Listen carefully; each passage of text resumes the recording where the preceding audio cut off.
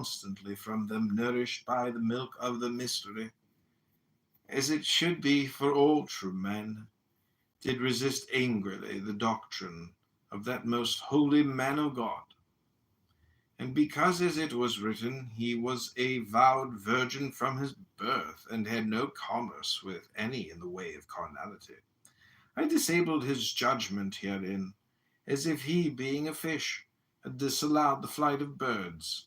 But I, O my son, am not wholly ignorant of women, save as all men must be in the limitation of their nature, for the number of my concubines is not notably or shamefully exceeded by that of the phases of the moon since my birth. Many also have been my disciples in magic, that were women, and more also I do owe, acknowledging the same with open gladness, the greater part of mine own initiation and advancement to the operation of women. Notwithstanding all these things, I bow humbly before Alan Bennett, and repent mine insolence, for his saying was sooth, on the proper path for women. De via propria femini. It is indeed easy for a woman to obtain the experiences of magic in a certain sort as visions, trances, and the like. Yet they take not hold upon her to transform her as with men, but pass only as images upon a speculum. So then a woman advanceth never in magic, but remaineth the same, rightly or wrongly ordered according to the force that moveth her.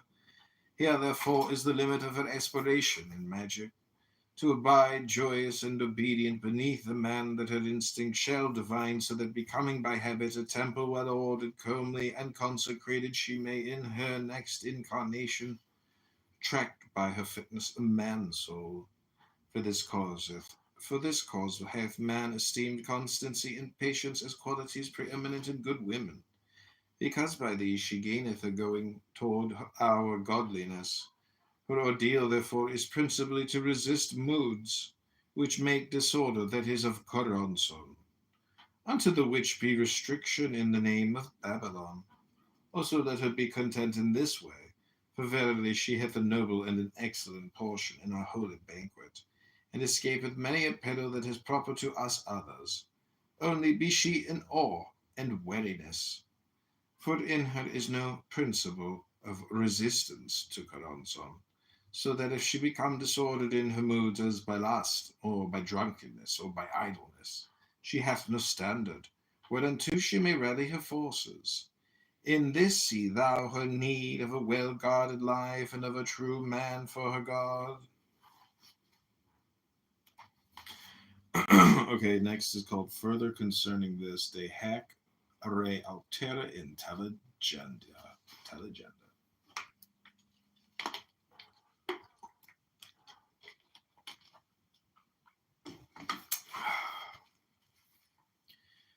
Mark then, O my son, how in the ancient books of magic it is man that selleth his soul unto the devil, but woman that maketh pact with him.